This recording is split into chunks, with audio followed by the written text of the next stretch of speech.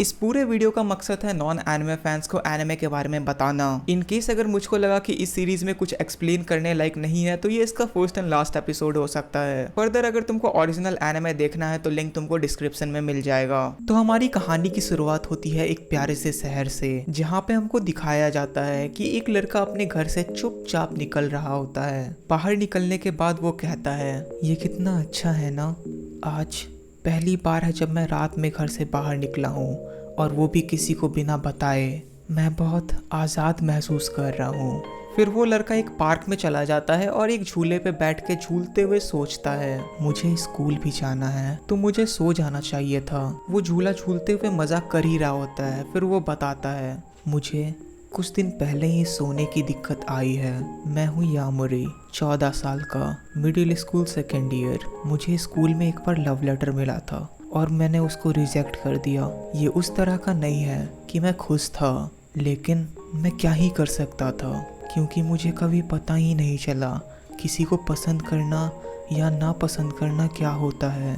मेरे क्लासमेट्स मुझे हमेशा कोसते थे कि मुझे ऐसा नहीं करना चाहिए था। ये सोचने के साथ ही ध्यान हटी और दुर्घटना घटी। वो लड़का झूला झूलते हुए गिर गया और उसको थोड़ी चोट लग गई। वो एक जगह पे जाके बैठ गया। तभी उसके फोन में रिंग होता है। वो सोचता है, डरता है और अगल बगल देखता है कि कहीं किसी ने उसको पकड़ तो नहीं लिया। फिर उसको पता चलता है कि उसके फोन में बस एक ऐड का मैसेज आया था। फिर वो एक रास्ते से जा ही रहा होता है, तभी उसको एक ड्रिंक मशीन दिखती है। वो सोचता है, मुझे पता नहीं था कि ये मशीन रात में इतना ज्यादा चमकती है। वो इन सब चीजों के ख्याल में खोया ही रहता है। उसको पता नहीं होता कि वो कर क्या रहा है, लेकिन फिर भी वो एक ड्रिंक खरीदने के लिए अपना हाथ आगे बढ़ाता है। वो उसको खरीदने वाला होता ही है, बस बगल से एक आवाज आती है, ओह तुम एक बोझी ले रहे हो, नाइस। मैं अपना सर घुमा के देखता ही हूँ और मुझे दिखता है, होल्ड ऑन, तुम कितने साल के हो? देख के तो नहीं लगता कि तुम 20 साल से ज्यादा के हो गए। वो डर जाता है और भागने की कोशिश करता है, लेकिन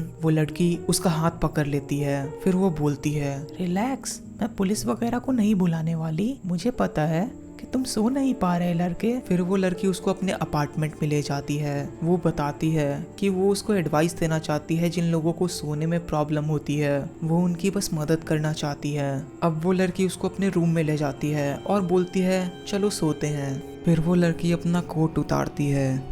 उस लड़के की नज़र ना चाहते हुए भी उस लड़की पे अटकी हुई रहती है। ठहरकपन की भी हद होती है भाई। वो फिर से बोलती है, अब चलो सोते हैं। तो तुम मेरे साथ कुछ गलत चीज करने वाली हो ना? मुझे नहीं सोना, मैं घर जा रहा हूँ। फिर वो लड़की उसको रोकती है और बोलती है, मैं कुछ नहीं करूँगी। मेरा ये कोट बस थोड़ा अनकंफर्टेबल था तो मैंने इसको उतार दिया। और ये भी तो सोचो, जब तुम सो के उठोगे तब तुम कितना फ्रेश महसूस करोगे। वो लड़का सोने के लिए राजी हो जाता है, लेकिन फिर भी उसको नींद नहीं आती। तभी वो लड़की बोलती है, आंखों को बंद करो, कुछ भी मत सोचो, अब धीरे धीरे सांसें लो। उसे फिर भी नींद नहीं आती, लेकिन फिर वो नाटक करता है बस सोने का। कुछ देर बाद वो लड़की बोलती है, क्या तुम सो गए? सही में ऐसा नहीं हो सकता, तुम बस नाटक कर रहे हो ना सोने का।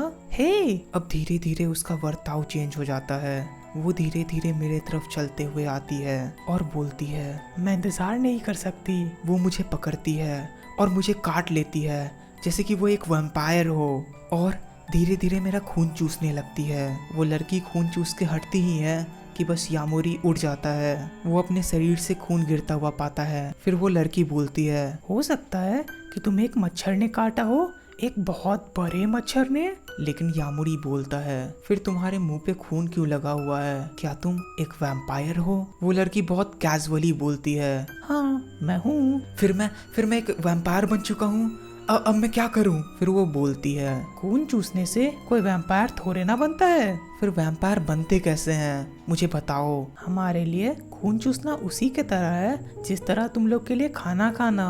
तुम ही सोचो ना, अगर हम हर बार खाना खाए और एक नया वैम्पायर बन जाए तो ये कैसा होगा? लेकिन ये तो मेरे सवाल का जवाब है ही नहीं। तुम मुझे ये बताओ कि वैम्पायर बनते कैसे हैं? फिर वो लड़की शर्माते हुए बोलती है, इसके लिए तुमको एक वैम्पायर के साथ प्यार में पड़ना पड़ेगा। फिर वो दोनों बाहर जाते हैं और वो लड़की एक्सप्लेन करती है, ये बिल्कुल उसी तरह है जैसे एक आदमी एक औरत के साथ प्यार में पड़ता है और एक बच्चा जन्म लेता है। यामुरी फिर उसके साथ बैठता है और फिर पुरानी बातों को याद करता है। हाँ, मुझे ये सब चीजें समझ ही नहीं आती। सुनो, क्या तुम्हारे स्कूल में तुम्हारी कोई क्रश है? नहीं, या फिर मैं बोलूँ तो मुझे लड़कियों में इंटरेस्ट ही नहीं है। हाँ, इसका मतलब तुमको लड़के अच्छे लगते हैं। नाइस, मैं इसको अप्रूव करती हूँ। मेरा मतलब वो तो नहीं था। तब तुम्हारा मतलब क्या था? फिर यामुरी कुछ बता ही रहा होता है, बस वो लड़की वो धीरे धीरे हवा में उड़ने लगती है और उसे बोलती है, जो बीत गया सो बीत गया, अब तुम्हें अपने आगे वाले फ्यूचर पे ध्यान देना चाहिए और तुम अपनी जिंदगी ऐसे जियो जैसे आखिरी हो। तभी यामुरी उठ जाता है और बोलता है, मिस वैम्पायर, मुझे भी एक वैम्पायर बना दो। फिर वो लड़की शर्माती है और बोलती है, ठीक है फिर, लेकिन मैं बस तुम्हारा खून पीऊंगी, प्यार प्यार वाली चीजें तुम देखो। ठीक है। और मेरा नाम है Nazuna Nanakusa. And guys, that was the end of first episode of Call of the Night. I hope तुमको ये एपिसोड देख के मजा आया हो। अब इस सीरीज का अगर तुमको अगला पार्ट चाहिए तो तुमको बस वीडियो को लाइक करना है, चैनल को सब्सक्राइब करना है, नीचे कमेंट करना है। एंड बस आज के लिए यहीं तक। आरा आरा सायोनारा।